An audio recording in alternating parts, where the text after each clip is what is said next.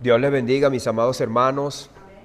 Ya estamos pues acá en este recinto, como siempre lo hemos dicho, que venimos a alabar, a glorificar, exaltar, darle gloria y honra a nuestro Dios, pero también a crecer en el conocimiento de la verdad, aprender de su palabra.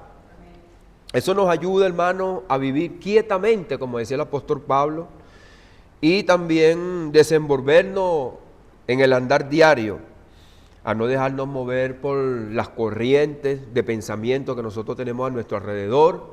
Y precisamente la herramienta más poderosa, más importante y primordial que tiene la iglesia es el tema que estamos hablando, que es la verdad, la verdad. Y algunos dicen que con la verdad no ofendo. Y así es, la verdad no ofendo. Aunque muchas veces, hermano, nosotros mismos nos sintamos ofendidos con la verdad. La verdad y la profecía es el tema que vamos a ver hoy. A lo largo y ancho de todas estas enseñanzas hemos visto las diferentes características que rodean este tema sobre la verdad.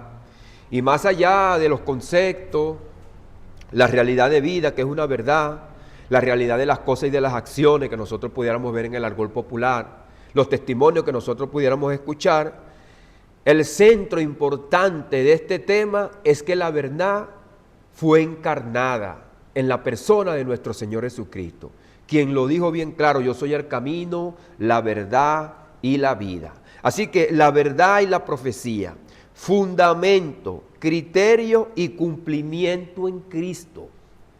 Fundamento, criterio y cumplimiento en Cristo. Porque una vez que la verdad fue profetizada, también se creó un fundamento a través de la profecía, tiene sus criterios, y de allí en el Nuevo Testamento la vemos cumplida. Y hemos estado viendo entonces el libro de Primera de Timoteo, capítulo número 3, y hemos visto ese texto que es muy importante, que denomina a la iglesia como columna y baluarte de la verdad. El apóstol Pablo no tenía las herramientas que nosotros tenemos hoy día, que nosotros tenemos herramientas tecnológicas para decirle directamente a una persona, sin ir a su región, a su país, a donde se encuentre localizado, directamente de tú a tú, lo que nosotros pensamos. No lo tenía. Habían estas cartas que nosotros tenemos ahora, que tardaban quizás meses en llegar. Y si llegaban, porque era un acecho también que tenían alrededor de ellos con los enemigos. Entonces el apóstol Pablo se ve como que angustiado, desesperado, porque le dice en el texto 14 de este primer libro, que ya lo hemos leído varias veces y que es importante también leerlo: te escribo aunque tengo la esperanza de ir pronto a verte. Esa es la esperanza que el apóstol Pablo tiene. Es como que nosotros hagamos hoy día una llamada por WhatsApp, en directo, en vivo, pero aún así, hermano, siempre, como yo le comentaba, que la ciencia cada día está avanzando más y está creando robots para que si una persona compra una muñeca, un robot, tenga un calor humano, pueda sentir ese abrazo, pueda sentir ese calor que solamente caracteriza en fraternidad, en amor, en solemnidad, en comprensión. Solamente los tenemos nosotros, los seres humanos. Pero la ciencia está buscando suplantar pues lo que Dios ha hecho. Pero el apóstol Pablo, en vista quizás de todos los problemas que había, él le envía esta carta. Dice: para que si tardo sepas cómo debes conducirte en la casa de Dios. Hemos visto eso también. Nosotros somos la casa del Señor como templo santo. Pero también el apóstol Pablo tiene una idea generalizada, una idea congregacional y una idea sectorial también, porque en ese sector donde ellos vivían había una corriente de pensamiento que estaba infectando la iglesia, sacándola de la verdad y poniéndola a vivir conforme a la mente de algunas personas que ellos pensaban y proclamaban creer tener la verdad.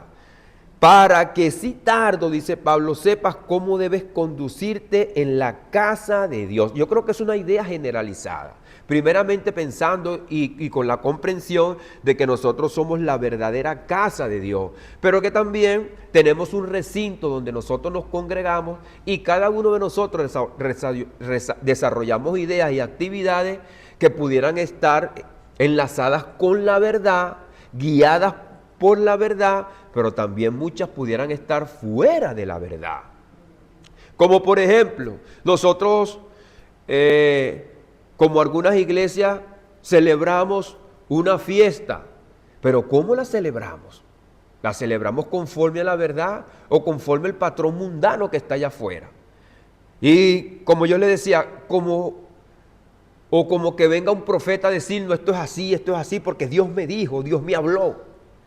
Entonces, todo eso está enmarcado en este pensamiento. Dice el apóstol Pablo que es la casa de Dios, que es la iglesia del Dios viviente, la iglesia del Dios viviente.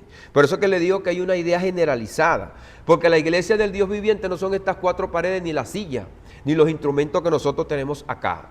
La iglesia fue comprada a precio de sangre en la cruz del Calvario.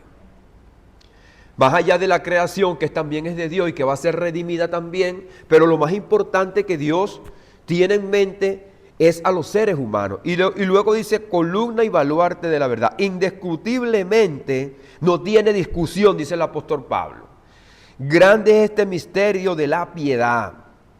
Un misterio que ya es revelado. No es algo que es incógnito, que no se sabe, que es oscura, tenebroso. No.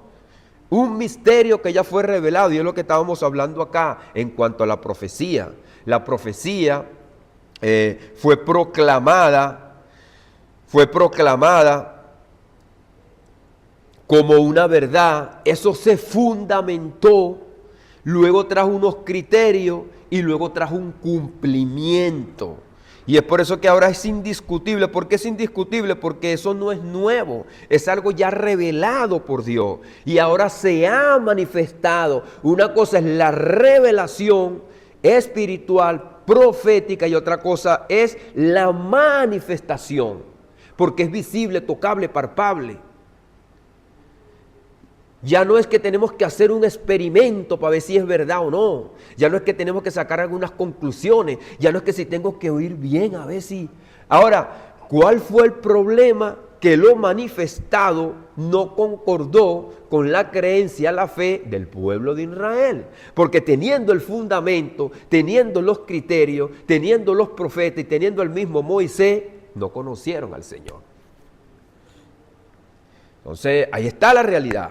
Entonces, Pablo, el que la conoció, el que la vio y se le reveló, es indiscutible, pues. Para él es indiscutible porque lo está viendo en las Escrituras. Entonces, ¿quién quita ese velo? Como dice 2 de Corintios capítulo número 3, que el pueblo de Israel tiene un velo, que por la cual por Cristo es quitado. Entonces, mientras que la persona, Dios no le quite ese velo a través de nuestro Señor Jesucristo, siempre va a andar en discusión. No, yo soy salvo. No, esperamos otro profeta, como dicen los judíos. No, el Mesías todavía no ha venido. Estamos esperando a Elías. ¿Y qué espera el mundo? El mundo también está en esa desgracia, en tiniebla. Y dice el apóstol Pablo que esto es grande, el misterio de la piedad. ¿Y qué es lo grande? Dios fue manifestado en carne, está manifestado.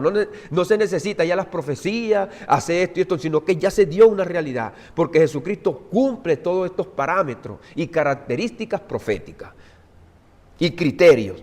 Justificado en el Espíritu porque resucitó, visto de los ángeles, predicado a los gentiles, creído en el mundo y recibido allá arriba en gloria. Ese es un sello insuperable para cualquier ser humano. Dios bendiga a nuestro hermano que viene llegando también. Entonces, amados hermanos, la verdad y la profecía, fundamento, criterio y cumplimiento en Cristo, la iglesia como columna y baluarte de la verdad frente a la falsa profecía. frente a la falsa profecía. Es importante, hermanos, saber y entender, porque nosotros en nuestro argot popular y en el contexto que nosotros vivimos hoy día, también hay muchos falsos profetas, hermano. La profecía, verdad y confusión en el contexto contemporáneo, como nosotros vivimos este auge que nosotros vemos hoy día con las redes sociales, los grandes medios de comunicación y los influencers que nosotros tenemos hoy. Fíjense que ya en las grandes potencias van a profesionalizar a los que van a estar dentro de las redes sociales. Porque cualquier persona toma un teléfono, toma una cámara, toma un micrófono y empieza a decir cualquier cosa que a él le parezca. Y puede causar un impacto en la sociedad, para bien o para mal. Pero muchos lo están causando para mal. El apóstol Pablo escribe a Timoteo en un contexto cultural complejo, afectado por la corriente judía, especulativas y filosofía grecorromana que contaminaban la pureza doctrinal. Ese es un contexto que nosotros vemos cuando el apóstol Pablo escribe. Había, hermano, muchas ideas. Las personas no sabían, los que tenían a su alrededor las iglesias, las personas no sabían la realidad de la verdad espiritual. Y los que se habían convertido, que la sabían y la enseñaban y la proclamaban, estaban siendo infectados. Así que Pablo, en este contexto de especulación y de filosofía greco-romana y judía, hay muchos cristianos que estaban siendo envenenados, porque habían unos que decían que se morían y iban al limbo. Y los judíos decían, bueno, nosotros vamos al seno de Abraham. Pero la realidad era que ya en el marco del Nuevo Testamento con Jesucristo, la realidad era que la iglesia va para el cielo, hermano. Esa es una realidad que nosotros tenemos hoy día, una bendición. En este escenario el apóstol Pablo dice, para que si tardo sepas cómo debes conducirte en la casa de Dios, que es la iglesia del Dios viviente, columna y baluarte de la verdad. La iglesia no es generadora de la verdad, es garante, sostenedora y proclamadora de la verdad, como lo habíamos dicho.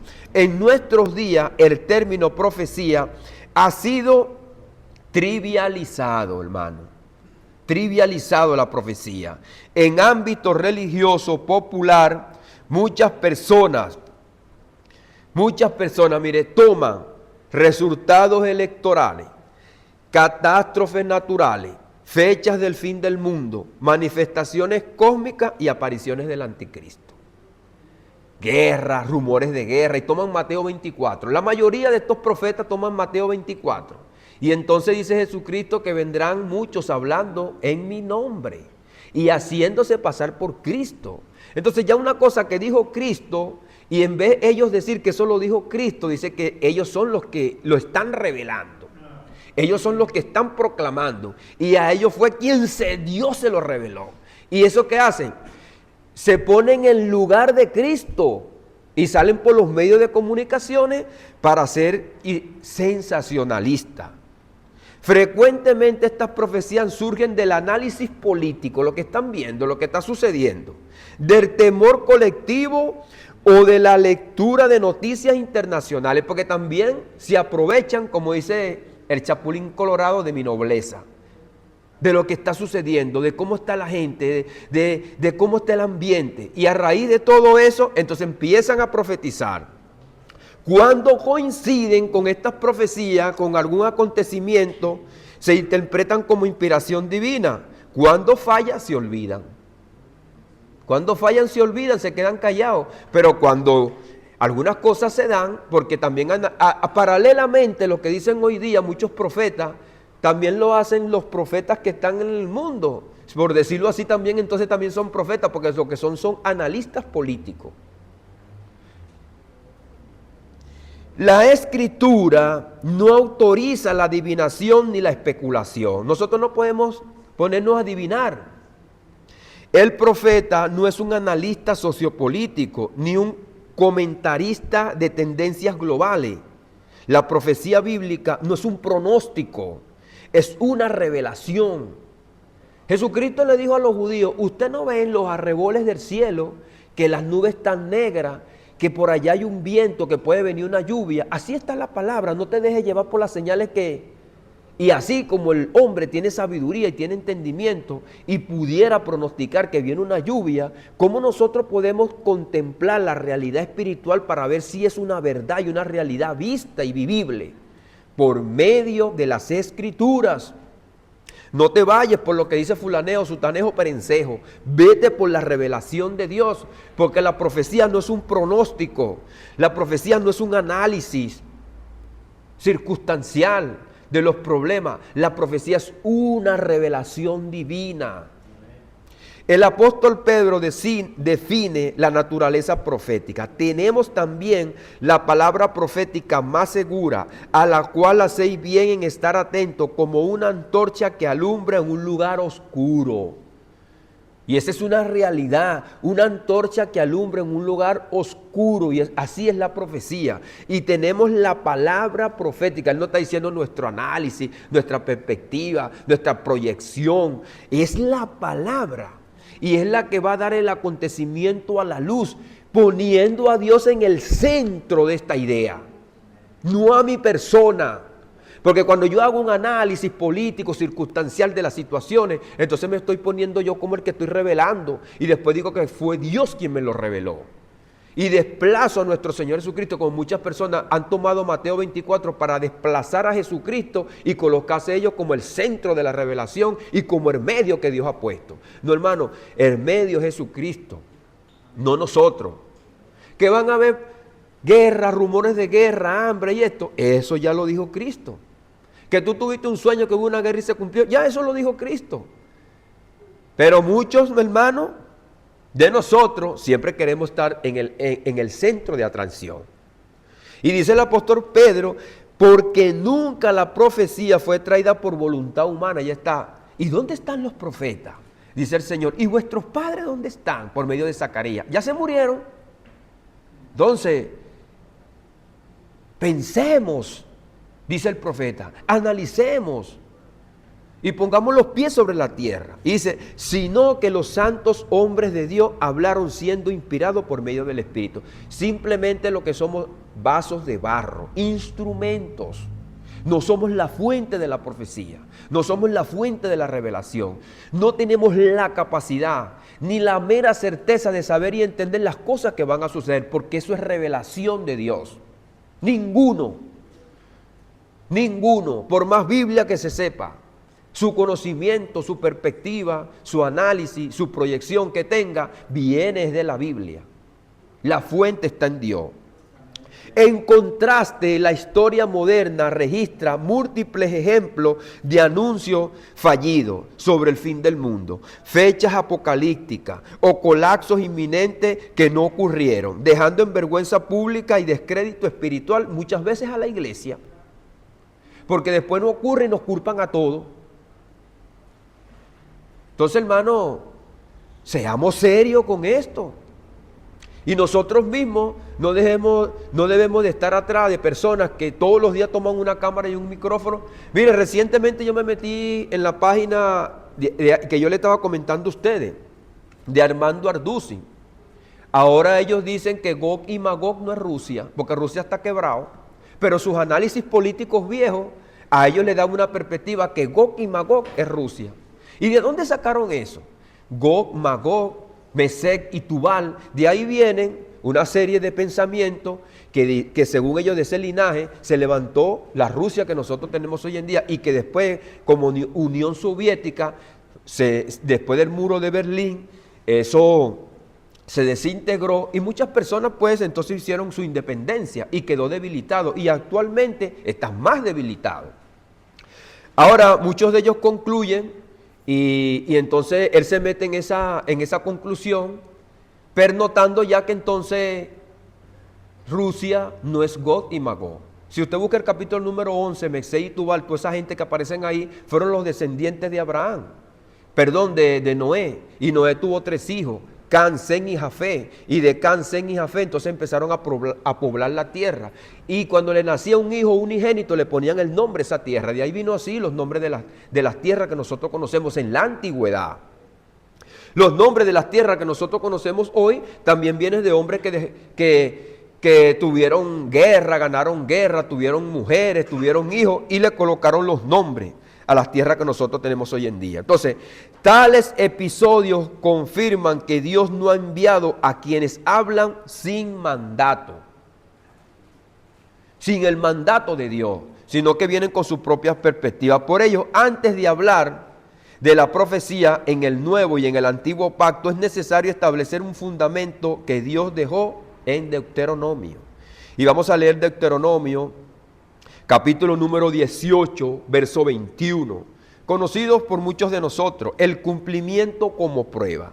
Dice así la Escritura en Deuteronomio, capítulo número 28, verso 21, y si dijeres en tu corazón, ¿cómo conoceremos la palabra que Jehová ha hablado? ¿Cómo yo voy a...? Ahí está una pregunta, y lo dice el Espíritu Santo.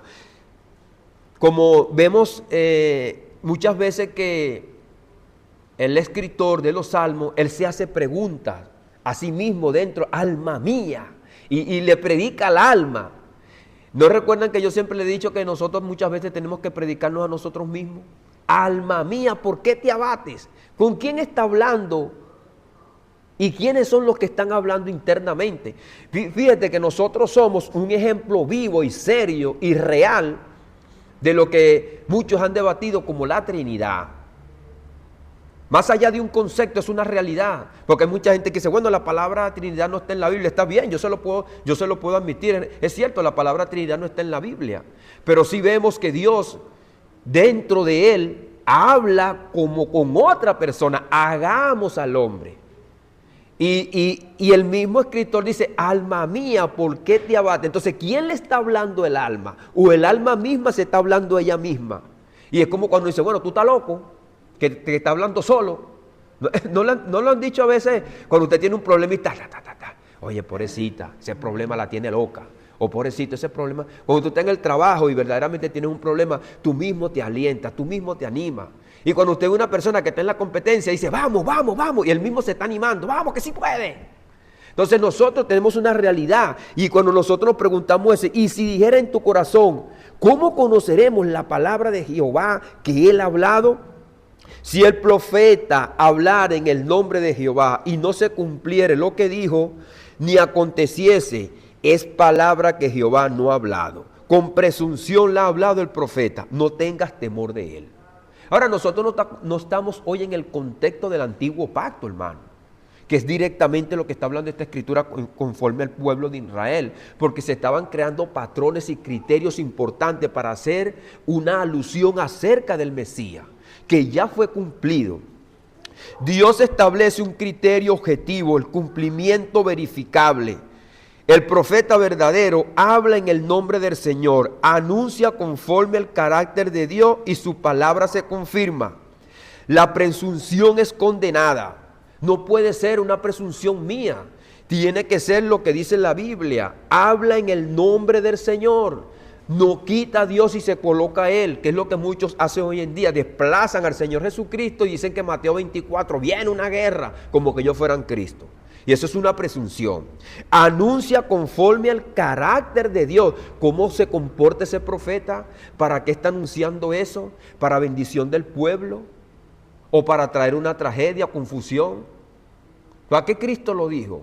¿Cuál fue el marco del criterio, el carácter que Jesucristo tenía en su mente y en su corazón? Decirle a sus discípulos, váyanse de Jerusalén, mis hijos, váyanse de Jerusalén, porque viene una guerra, vienen rumores de guerra, viene ira sobre este pueblo. Este pueblo va a ser destruido. Vayan, los que estén en Jerusalén, huyan a los montes. No estaba hablando con una presunción o buscando aceptación o popularidad. Estaba buscando con amor proteger a sus discípulos. que tenían que permanecer para que esta verdad pudiera llegar a cada uno de nosotros. Y luego su palabra se confirma y lo que dijo Cristo se confirmó. Jerusalén fue destruida y el templo fue destruido. Y sus discípulos se salvaron, se libraron y hoy en día nosotros tenemos el Evangelio. Es una realidad, hermano.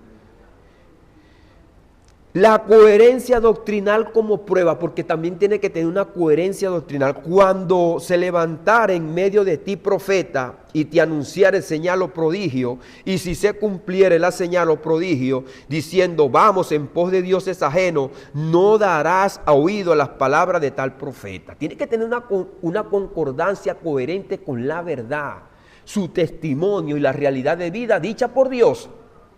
Porque yo no voy a decir y a predecir un acto o una circunstancia o un evento que verdaderamente se lleva a cabo y es una realidad y después te voy a decir vamos a cargar una imagen. O te voy a decir vamos a robar. Entonces hay criterios, hay un carácter y apunta a una realidad y un efecto y una verdad, con gozo, con alegría. Nosotros vemos la verdad que se cumplió, pero con gozo, con alegría, para proclamar la verdad y llamar a las almas que están en tinieblas. Ese es el propósito final. Y que el pueblo se encarrile en la verdad, porque el Señor le dijo a Jeremías, no te conviertas tú a ellos, o sea, primeramente mantente firme, mantén tu carácter, mantén tu santidad. No te conviertas a ellos, sino que ellos se conviertan a ti. ¿Cómo se van a convertir? Cuando Él proclamara la verdad se hiciera una realidad, se hiciera latente, los afectara a ellos y dijeran, este hombre está hablando la verdad. Estamos en el cautiverio. Jeremías predicó la verdad. Tenemos que arrepentirnos, porque eso fue el proyecto que Dios le dio. Pero ¿cuál es la causa fundamental, general e importante? El arrepentimiento. No es el centro de atracción hacia nosotros mismos, el centro de atención. No, es el arrepentimiento y la gloria de Dios. E incluso si hay señales, el mensaje contradice la revelación previa, es falso. Porque pudiera haber señales, prodigios, milagros, pero pudiera ser falso el mensaje. La verdad no se contradice a sí misma. No puede haber una contradicción. La causa y el impacto de la profecía. En Israel la profecía tenía causa moral, pecado, idolatría, injusticia, impacto colectivo, arrepentimiento o juicio. Propósito redentor, lo que estoy diciendo. Causa moral, pecado, idolatría, injusticia, impacto colectivo, arrepentimiento o juicio. El hombre se desvía, quiere hacer lo que le da la gana, quiere andar por sus propios caminos, como hablábamos en estos días, la autodeterminación de los pueblos. Queremos ser libres, queremos libertad. Tenemos la estatua de la libertad ya en los Estados Unidos, pero ¿libertad para qué? ¿Para tomar más? ¿Para fornicar más? ¿Para robar más? ¿Ah? Queremos una ley hoy día que se proclame para tener 4 mujeres, para robar. Como yo le decía a una persona que están aprobando leyes que están en contra de la palabra de Dios y que hay que aceptarlo y que hay que ser coherente, dicen. Yo dije, bueno, entonces vamos, si una persona mata a otro, entonces lo vamos a aceptar también. Vamos a hacer una ley para perdonarlo y que siga haciendo lo que le da la gana. ¿Es pecado o no es pecado? Vamos a hacer una ley para institucionalizar el pecado y se haga una realidad de vida diaria y la gente ande como le da la gana. Vamos a convertir el mundo entonces cada quien va a salir afuera. Bueno, no digamos robar o matar, la droga. Hay personas que quieren ser drogadictos y quieren andar todos los días drogados. Entonces vamos a hacer una ley para ellos. Bueno, porque si estas personas están pidiendo una ley que se les apruebe y lo dejen tranquilo y ellos puedan andar libremente, bueno, los drogadictos también pueden pedir una ley. ¿O no? ¿O este mundo no es de todo? Yo me drogo, yo no le hago mal a nadie, pero ando drogado y me quedo por ahí desnudo, tirado en el suelo. Es una realidad que el mundo tiene que ver, hermano. El diablo los tiene engañados. Y es pecado, es idolatría, es injusticia. Los otros días yo estaba en el banco en Venezuela, hermano, hace muchos años, cuando se veía esta corriente que está en el mundo, y un hombre tomó a puño a otro hombre porque el hombre vestido de mujer se metió en el baño de mujeres y estaba una niña ahí, él orinando con su miembro ahí, y la niña salió corriendo para afuera que le iban a violar. Y cuando van a ver buscar al hombre, lo coge un hombre vestido de mujer, con su pelo, con todo. Y ahí lo cayeron a puño. Entonces, ahora como esa realidad no puede vivirse así, quieren que hagan baños especiales, todas estas cosas, y es terrible. Entonces vamos a hacer baños para drogadictos también, para borrachos y ladrones. Diga usted, mi hermano. Amén. De hecho, hermano, en Europa ya para los drogadictos, en las calles hay como unos, ¿cómo le diría yo? Como una especie de baño, digámoslo así.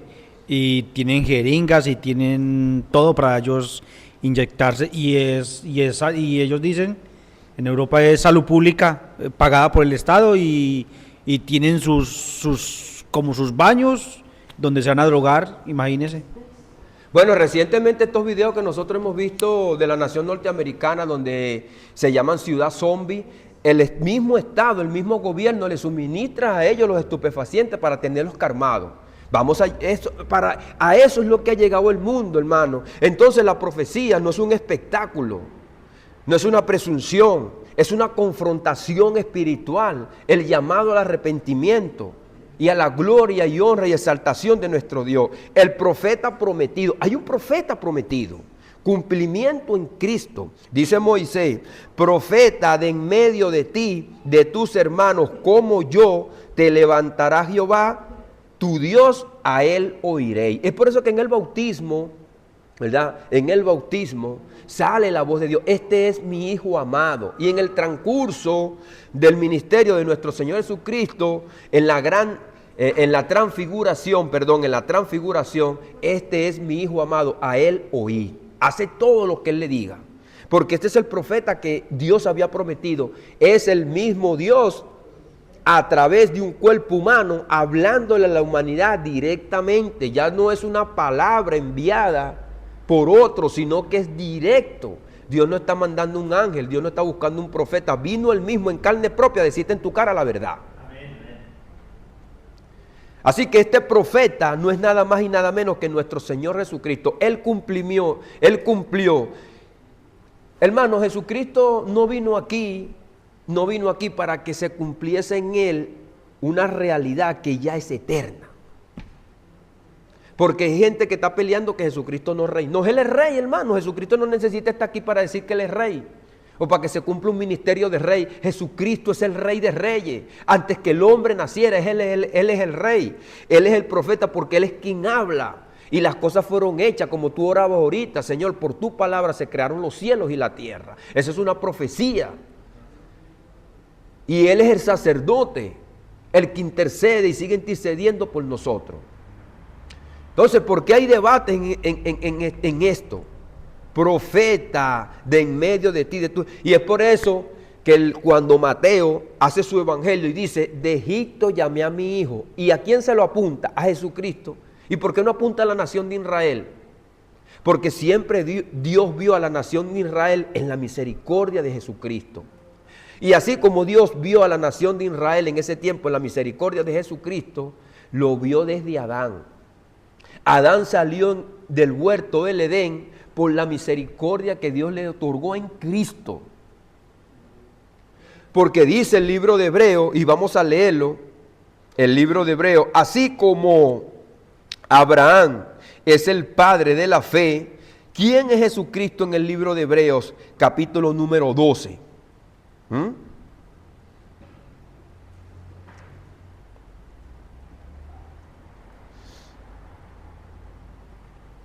Dice Hebreos 12:1, por tanto nosotros también teniendo alrededor nuestro tan grande nube de testigos. Usted sabe que venimos del capítulo número 11.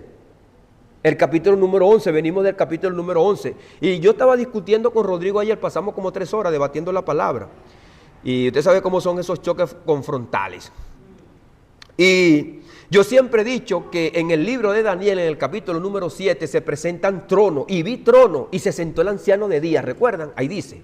Pero en el libro de Apocalipsis, en el capítulo número 20, dice que y vi las almas de los que habían sido decapitados. Y Dios le bendiga, hermana. Y se sentaron en los tronos. Ya los tronos no están vacíos. Esta gente se sentaron en los tronos. Esta es mi idea, hermano. Y yo no estoy tomando ciertos textos separados por aquí y por allá para yo entremezclar y entrelazar una doctrina mía propia. Es lo que yo veo en la Biblia. En el capítulo número 7 de Daniel entonces dice y que él vio tronos y se sentó el anciano de día y vino un juicio. Entonces Jesucristo en la cruz del Calvario hizo un juicio. Él dijo, el príncipe de este mundo ha sido juzgado. El mundo ha sido juzgado. Dos parámetros. Tanto el príncipe de este mundo como el mundo, lo dice Cristo, ha sido juzgado. Una vez que ese juicio se dio en la cruz del Calvario y se le dio el juicio a las naciones, recuerdan Isaías 63, ¿de dónde vienes tú? Vengo del lagar, de juzgar al mundo, que es Isaías del capítulo número 13 al capítulo número 23. Cuando Jesucristo hace ese juicio en la cruz del Calvario, limita a Satanás, que es la atadura de Satanás, para que no engañe más a las naciones. ¿Y qué pasa aquí? Entonces se derrama el poder del Espíritu Santo. Se derrama el poder del Espíritu Santo y la iglesia se hace una realidad para confrontar, hermano, el espectro espiritual infectado por Satanás. Y ahora la iglesia está predicando el evangelio. Dice, por tanto nosotros también teniendo alrededor nuestro tan grande nube de testigos. ¿Quiénes son esos testigos? Lo que él dice en el capítulo número 11, desde Abel. Y empieza a nombrar a Enoc, a Abel, a Abraham, a Moisés. Esos testigos, ¿dónde están? Se sentaron en lugares celestiales. Como dice el apóstol Pablo en Efesios, nosotros estamos sentados en lugares celestiales. Si nosotros, hermanos, que no aparecemos en la Biblia, no somos reconocidos, somos unos pelagatos espiritualmente, por decirlo así.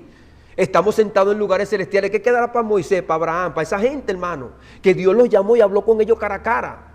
Ellos son los primeros que se sentaron en esos lugares celestiales. Y el primero que se sentó fue Abel, muerto por la tiranía diabólica, por su mismo hermano. Y él lo dice aquí ahora, y fíjese y hágase esta idea, por tanto nosotros también teniendo alrededor nuestro tan grande nube de testigos, despojémonos de todo peso y del pecado que nos asedia, porque ellos nos están acusando a nosotros, ellos están evaluando nuestras acciones, ellos son un ejemplo, hermano. Ahora, en vista de esto, hermano, ¿qué es lo que a nosotros nos concierne, que es una realidad y un gozo? Que ellos también eran pecadores como nosotros. Ellos no tenían algo especial. Ellos eran los mismos. De hecho, hay algunos que quizás fueron más pecadores que nosotros. Moisés mató a uno y está ya sentado. Quizás yo no he matado a nadie, y yo quisiera ser más justo. No.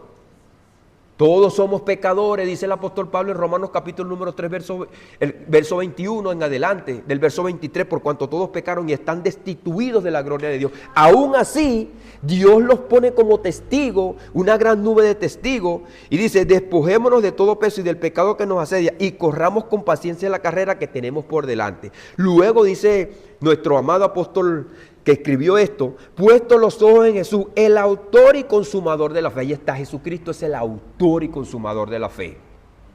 Así que lo que estamos hablando de la realidad profética, que se hizo una verdad y que Jesucristo es el autor de la fe. Cuando Abraham sale, lo que estaba diciendo, cuando Abraham sale del huerto del Edén, Jesucristo es quien hace esa fe, es quien la crea, por decirlo así. Es quien la ejecuta, es quien la hace una realidad, porque Él dice, yo voy a morir por la humanidad. Y si Jesucristo no se hubiese ofrecido, Adán fuese sido condenado y la humanidad fuese sido condenada. Entonces, ¿por qué Jesucristo entonces es más grande que Abraham, como Él mismo lo dijo? Porque Él es el mismo Dios. Él va a redimir al hombre de sus pecados. Entonces, ¿por qué entonces Abraham se consolida como el padre de la fe? Porque Dios toma a Abraham y le dice que en él serán benditas todas las familias de la tierra. Y es quien se le da la realidad existencial de la promesa madre de Génesis 3:15. Y pondré enemistad entre ti y la simiente, esta te irá en la cabeza y tú le irás en el cancañar. Esa simiente prometida es Cristo, pero a quien se le manifestó la realidad de su linaje y de quien iba a salir el Mesías fue Abraham. Así que Abraham es el padre de la fe, pero Cristo es el autor de la fe. ¿Por qué el autor? Porque no solamente que Él la diseñó, sino que Él mismo, en él mismo está la fe. Así como la verdad es una persona, la fe también es una persona. Sí, Señor. Y luego lo dice, puesto los ojos en Jesús. Ahí está. Nosotros no vamos a poner nuestros ojos en un concepto, en una circunstancia que sucedió por allá. Nosotros vamos a poner los ojos, es en Cristo Jesús quien nos habla la verdad. Entonces, Cristo Jesús, más allá de un concepto, una realidad que nosotros pudiéramos explicar, es una persona, es una verdad, que la vamos a abrazar. El autor y consumador de la fe, dice, el cual por el gozo puesto delante de él sufrió la cruz, menospreciando el oprobio y se sentó a la diestra del trono de Dios. Lo que dice el libro de Primera de Timoteo, capítulo número 3, el misterio de la piedad. Perdón, hermano. Cristo no es un profeta más, es la voz definitiva de Dios. Hebreo lo habla claramente. Dios, habiendo hablado muchas veces y de muchas maneras en otro tiempo a los padres por los profetas, en estos postreros días no ha hablado por el Hijo. ¿Y quién es el Hijo? Es el dueño de la casa, es el mismo Dios, Dios hablándote directamente. Eso es lo que quería la humanidad. Hay gente que está buscando profetas, escucha a Cristo. Cristo te está hablando directamente, tienes que arrepentirte y buscar la salvación de tu alma. La profecía culmina en Cristo, la revelación alcanza su plenitud y su cumbre final en Cristo, en Él. Así que el centro de atracción no son los profetas, es el profeta, quien es Cristo Jesús.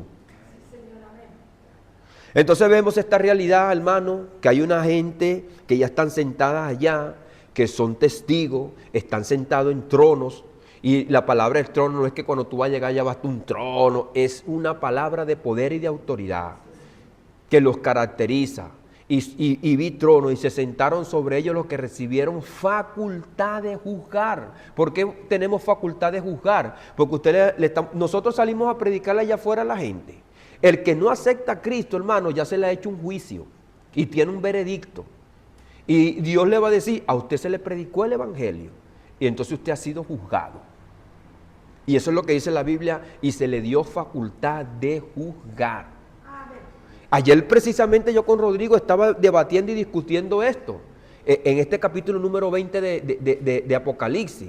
Y más allá del debate de que si la primera resurrección es una resurrección espiritual o es una resurrección carnal, más allá de ese debate, se le dio fue un golpe duro al Satanás para que las almas de aquellos que habían creído fueran libres y tuvieran verdaderamente el pleno gozo y comprensión de que cuando nos muramos nos vamos con Cristo. Herodes había muerto y estaba Nerón matando a la gente. Vean el espejo, Herodes se murió, ¿dónde está? Este también se va a morir, ¿para dónde va? ¿Y para dónde van ustedes? ¿Quién tiene el poder? ¿Quién tiene el control? No se angustien que si Herodes mató a mucha gente y este hombre que es Nerón está matando a mucha gente, ustedes vienen para acá, aquí lo estoy esperando yo. Pero ¿para dónde van ellos si no se arrepienten? Y el apóstol Pablo fue enviado a predicarle a Herodes, a predicarle a Nerón, a predicarle a toda esa gente. ¿Para qué? ¿Y quién es el apóstol Pablo? Y él dice en Efesios, nosotros estamos sentados en lugares celestiales. ¿Qué quiere decir eso? En tronos de juicio, predicando el evangelio. Y mientras que Berenice, Agripa entró con la pompa, Pablo estaba encadenado, pero estaba libre espiritualmente. Y espiritualmente aquella gente estaba encadenada, y el evangelio precisamente es para quitarle las cadenas. El apóstol Pablo, a través de un juicio oral y investigativo, le daban la libertad. Pero ese juicio oral e investigativo no le iba a dar la libertad a los que estaban allá, a los reyes, a los gobernantes, sino por medio del evangelio. Es quien da la libertad, como lo dijo Cristo, y conoceréis la verdad y la verdad os hará libre. Las herramientas de los falsos profetas, Jeremías 23 como pronóstico espiritual. Dios denuncia los métodos engañosos. Dice, no envié yo a aquellos profetas, pero ellos corrían y yo no les hablé, mas ellos profetizaban. Herramientas del engaño, sueños inventados, cuentan sueños, dice el profeta Jeremías, que hacen errar a mi pueblo con sus mentiras. Jeremías 23:32 y Jeremías 23:21. Hemos leído, imitación del lenguaje profético. Dicen atrevidamente a los que me irritan, Jehová dijo paz, tendréis paz, pero no había paz, iban a ir al cautiverio. Esos profetas venían a endulzar al pueblo, que todo iba a estar bien. Uso emocional del discurso, promesas de paz sin arrepentimiento, porque esa es otra cosa. Como están ahorita los falsos profetas que te dicen, bueno, Dios te va a dar riqueza, Dios, tú eres un hijo del rey de reyes, tú no puedes andar pobre, pero no te llaman al arrepentimiento. No te llaman al arrepentimiento, no te predican concerniente a tu pecado y a tu maldad, sino que te dan un discurso donde dice aquí, endulzan, ¿entiendes? Endulzan. Uso emocional del discurso también, no, tú estás muy pobre, y ya tú sabes que Dios te va a ayudar, tienes que tener fe. Y ahí están. Roban la palabra de Dios. Dice Jeremías 23:30, he aquí yo estoy contra los profetas que hurtan mis palabras. O sea, son imitadores de Dios, pero para lo malo, para ser ellos el centro de atracción. Lo que yo le dije, toman Mateo 24 y se colocan ellos como que Dios le ha dicho todo Mateo 24 y ellos dicen, viene una guerra, viene esto. Pero ¿quién eres tú? Y eso lo dijo Cristo. Falso profeta utiliza lenguaje religioso, contexto político, como le hemos dicho, temor colectivo, emocionalismo para crear un impacto. No, se van a llevar Maduro, yo profeticé y después que se lo llevaron, yo lo dije. Y eso ya estaba a la luz pública, no necesitaba que lo profetizaran. En Colombia hubo un problema, hermano, hace muchos años cuando Petro se lanzó para la presidencia, porque también estaba un evangelista reconocido allá que se lanzó para la presidencia. Entonces un grupo de evangélicos profetizaban que Petro iba a quedar y otros decían que el profeta iba a quedar también de presidente, que Dios me habló, Dios me soñó, y que quedó Petro. Y la mayoría profetizaba que iba a quedar el otro, y después quedó Petro, un mundano. Y todo fue una vergüenza, porque hasta por Caracol, por todo, hermano, ¿hasta cuándo, hermano, vamos a seguir en esto? Dando vergüenza. ¿Cómo nos va a creer entonces la gente cuando nosotros hablamos la mentira? No podemos utilizar un lenguaje religioso, contextos políticos, temor colectivo, el ansia, la ansiedad de la gente, el emocionalismo, para crear un impacto y una realidad engañosa. No, hermano, esto es serio. Y cuando se mueran, tienen que darle cuenta a Dios, hermano. Aquí se burlarán, pero allá Dios no se va a burlar, Dios lo va a sentar en el banquillo de los acusados. Y eso, hermano, carece de un mandato divino. Dios no lo mandó a Jeremías que se aprovechara del pueblo. Más bien el pueblo, hermano, estaba a espalda a Dios. Y estaban bien, políticamente estaban bien, tenían todo, comida, estaban aliados con Egipto, pero el Señor dijo, van cautivos. Porque tú no puedes tener una realidad de vida, que tú tengas mucha economía y te olvidas de Dios y quieras hacer lo que te da la gana. Viene juicio para esa persona. Porque después que el Señor lo libró, lo salvó, quiere hacer lo que le da la gana. La verdad en el Nuevo Testamento, la verdad como revelación, eso lo iremos a dejar para la enseñanza que viene. Pero hermano, esto que hemos visto acá es una realidad importante, hermano. Una realidad importante. La iglesia, como columna y baluarte de la verdad, no está llamada a producir pronóstico, sino a custodiar la verdad. Estos son pronósticos, que es lo que hacen. Y es por eso que yo tengo por ahí profetas y no, reporteros y no profetas, analistas políticos y no profetas, pronosticadores y no son profetas. La verdad no es un artilugio inventado por el hombre. No, la verdad es una revelación y eso hay, hermano, que respetarlo. Tiene fundamento moral la profecía, tiene coherencia doctrinal, tiene cumplimiento verificable y encuentra su plenitud en Cristo. Tiene fundamento moral, primeramente. Coherencia doctrinal, tiene que ser coherente, no solamente hablar por hablar, para decir después, no, lo que yo dije es una verdad, pero ¿para qué? Eso también lo dicen los reporteros y los analistas políticos. El mundo puede analizar tendencias, la iglesia proclama la verdad eterna. Porque nosotros no decimos que va a suceder algo nada más que porque se quede ahí a huele pájaro o flotando en el ambiente. Es para que crean en Cristo y para que el mundo vea que está perdido y que tiene que venir a Jesús. El analista observa circunstancias, el profeta verdadero habla desde la revelación. Entonces, ¿cuál es la fuente de mi profecía? La revelación, no las circunstancias, no lo que está pasando, lo que pueda acontecer. Es la revelación. Fíjese estos puntos, vamos a repetirlo. El mundo puede analizar tendencias. La iglesia proclama la verdad eterna. Y es eterna, no es de ahora. El analista observa circunstancias. El profeta verdadero habla desde la revelación. El especulador interpreta noticias. El siervo fiel interpreta la escritura. Es un golpe duro como se lo dio Jeremías a los falsos profetas, hermano. Y para la misma iglesia que anda atrás de los falsos profetas, buscando un presidente que se acomode a sus antojos, buscando un presidente que le acomode todas sus malicias, la gente allá afuera, que le apruebe las leyes para que ellos hagan lo que le da la gana. Por eso que cuando Jesucristo habló en el Sermón del Monte, no queremos a ese Cristo. Y a muchos de sus discípulos ya no andaban tras él. Este mensaje no te cuadra. Esto no es un proyecto político. Esto es una realidad de una verdad espiritual sincera. Que el hombre que no se arrepiente se lo lleva el diablo. Así. Y va a quedar en vergüenza espiritual, hermano. Cristo es el profeta prometido, Cristo es la verdad encarnada y la iglesia es responsable de sostener esa verdad sin adulterarla, sin convertirla en un espectáculo y sin someterla a una presión cultural.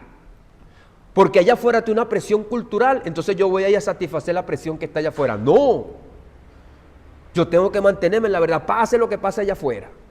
Y esa verdad es la que va a transformar los corazones y va a cambiar las mentes de aquellas que están muertos, sedientos y pecados.